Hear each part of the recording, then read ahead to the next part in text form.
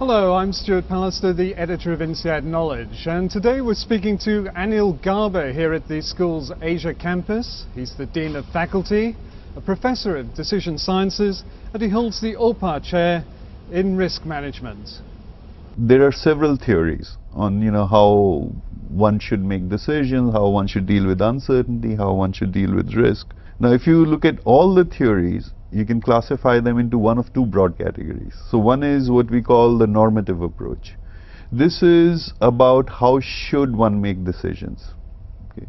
How should one handle uncertainty, how should one analyze data, and so on. This draws mainly from the economics and the statistics tradition. And this has been a very popular tradition, especially in the last 50 to 60 years. There's been enormous progress in this area. Why? Because of advances in mathematics, advances in computing power, and so on. Now what's equally fascinating is that despite all that progress in this area, there is a growing gap between theory and practice. So you take young people, you train them very hard in these theories, medical doctors, public policy makers, investment bankers, general managers. But when they go out to the real world, they still tend to rely a lot on their gut feeling, instinct, simple heuristics, and so on. And this is quite well known now. And this has led to what I say a re-emergence of what we call descriptive theories, which are not about how should people make decisions, but it's more about looking at how people actually make decisions. So it's about observing human behavior in this respect, draws mainly from the psychology and the sociology tradition.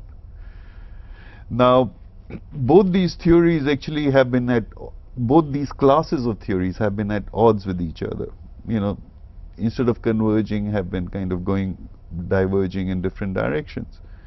And our idea here is that we should try and combine the two, the wisdom from both. So it's not about an ideological battle. It's about looking at the wisdom from all the knowledge and the theories up to date and seeing how we can combine the two to come up with some prescription, or what we call a prescriptive approach. The idea is, can we come up with some frugal, parsimonious heuristics instead of complicated formulas which people can actually use in real life, heuristics which can resolve some of these paradoxical tensions that we see between gut feeling and logical reasoning, between the quantitative and the qualitative, and so on. So a specific example would be the following. Now it's quite well known in the literature that just simple averaging of subjective opinions can at times do at least as well as some of the most sophisticated normative models we have come up with over the past 200 years. So taking 4 or 5 opinions and taking an average is a very parsimonious way of dealing with the problem. But the question is, does that do well? Under what conditions does it do well? So this would come under the prescriptive approach, where we find that under some fairly simple conditions, this simple averaging does at least as well as the normative approach, but yet it is something people adopt and are willing to use in real life, and helps avoid some of the traps and biases people have when they just use their simple instinct or intuition or gut feel and so on. So how does this work in practice then, in terms of the business implications? The main idea here is that we can actually come up with some simple rules of thumbs, which I call heuristics, which practitioners can actually use in real life to make better judgments, better decisions, better handling of uncertainty, better risk management practices, and so on.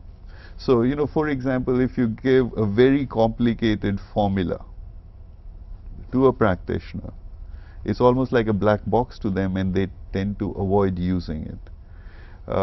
And that's not surprising, because sometimes they don't understand the mechanics of the formula, sometimes they don't use it because they don't have enough information to use the formula, and so on and so forth. So the whole point is, can we kind of make this task simpler for people, and yet have the solution come close to what a normative method would suggest. But when it comes down to it with statistics and risk assessment, isn't it the case that it's really the hard numbers you need, the hard data, to be able to form a judgment? No, but if you think of almost all real life situations, the information is often partial. You have some information in terms of hard data, but there is also lots of other relevant information which is not formulated in terms of hard data. It's subjective opinions, for example, or other kind of ambiguous information which still might be relevant in some respect. And then the issue is, how do you also take that into account? Just to sum up then, you would say that the way that people should be trying to assess risk and uncertainty would be through a more prescriptive approach, kind of that blend of the statistical data, the economic data, and this sort of psychological gut feeling, as it were. Exactly. We feel, this is the way to make substantive progress. So I would just repeat again, see, the normative approach, despite all these technical advances, there's a growing gap between theory and practice. People don't find it easy to adopt those complicated, complex models.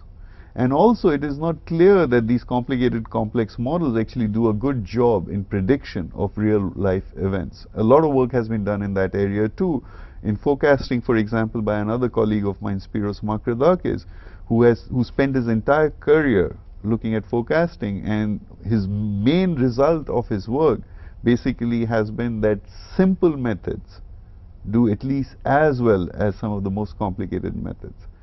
A very disappointing result for people who spend a lot of time developing complicated models, but at the same time very good news for practitioners, because it's easier for them to use the simpler models. So usually when people see complicated, complex models, they tend to go to the other extreme. They say, look, I'll just use my gut feeling and instinct. But there is more than enough evidence which shows that if you do that, you would continue to fall into these systematic psychological traps. The best way ahead seems to be to kind of get a good understanding of the psychological traps, get a good understanding of some of the wisdom which has trickled down from these normative methods, and then combine the two to come up with some useful prescriptions like simple averaging. So the other idea would be, how do you do expert resolution? So as a group, you want to take a stand on the Japanese market. There are 5 people in the management team. Each one has an opinion. These opinions might be different. The question is, how do you combine these opinions? You can use an extremely complicated model, Bayesian statistics with weights of different experts. You revise weights. You could just take a simple average of their opinions. You could put them around a table, have them reach a consensus. So there are many ways of doing it. The question is, what works well when? And this would come under the approach we are talking about, looking at the prescriptive approach, trying to come up with simple methods to resolve some of these challenges people face on a continuous basis. Complexities, from the sound of it. Complexities, yeah. Anil, thanks. And that was Anil Garber. He's the Dean of Faculty here at INSEAD. And this is Stuart Pallister at the Asia campus saying goodbye for now.